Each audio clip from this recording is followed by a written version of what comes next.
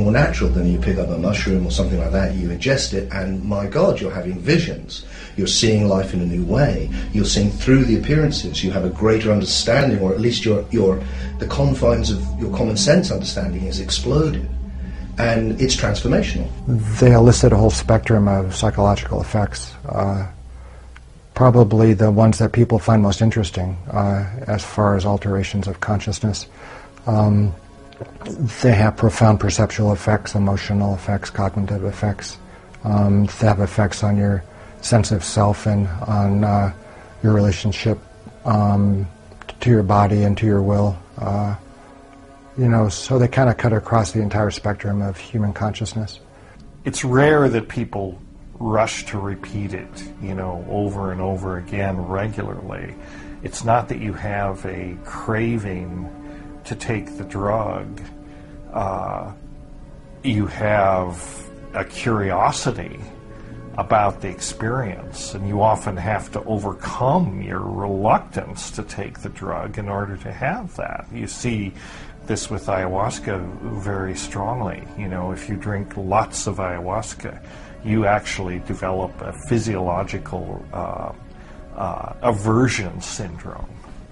And this is well known where with other substances where it tastes so bad and you get sick and all that, and you actually, really don't want to consume it, but you do, and somehow you always get it down, and you're always glad you did, because you overcome the aversion and you learn so much from it, but it's definitely not addicting. Quite the opposite. I think it is possible for people to have an abusive relationship with a psychedelic drug, although compared to the other drugs of abuse, that's certainly a lot less common. For example, the kinds of relationships that most people have with heroin or alcohol or tobacco, those kinds of drugs. Psychedelics, as a rule anyway, tend to be taken sparingly, once a week, once a month, once a year, as opposed to daily. And in fact, in the case of most of the classical psychedelic drugs, like LSD, psilocybin, DMT, if you take them regularly, you quickly develop tolerance, and you stop responding, especially strongly after the second or third day that you take a psychedelic drug. That's not quite the case with DMT, but the debilitating effects of DMT, tend to limit its repetitive habitual use as well. No, there's no evidence that entheogens are addictive. I mean, ayahuasca or mushrooms or peyote are definitely, or iboga are definitely not addictive substances. I mean, you can take them and not take them again for years. I mean, they can be a little bit psychologically addictive, like any experience. If somebody really loves it, they may want to go back and have the experience again and again.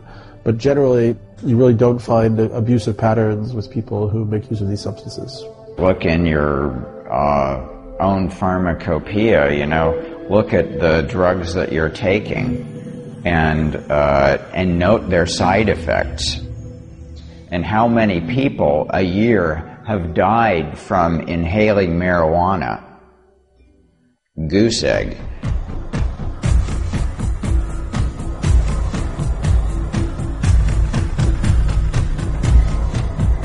Now, look at how many people die from drinking alcohol. You've got hundreds and thousands of people. You've got the people who are completely distraught over the alcohol addiction and things like this. It's countless billions of dollars and millions of lives. Or, think of the people that get creamed when the drunk driver, hurts someone.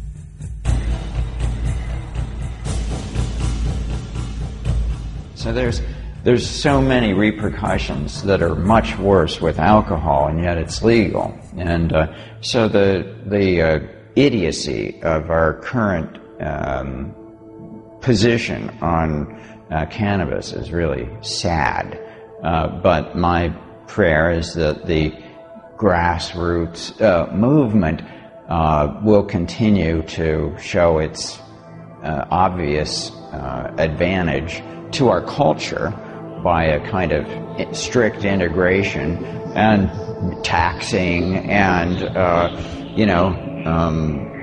so making it a legally available substance, which I think would also make us a little more willing to note the importance of the entheogens, because in a sense it's a mild entheogen, cannabis.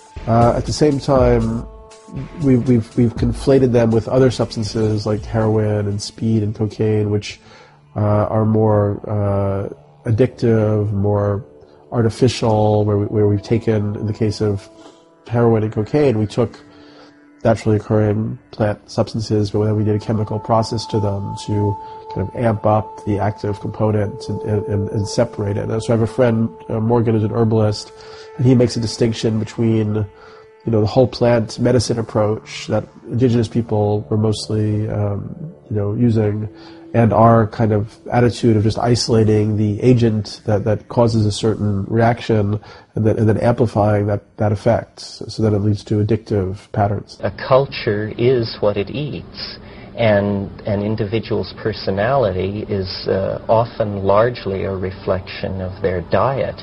There has not been a human culture that did not bear upon it the stamp of its relationship to certain plants which altered the individual and mass psyche.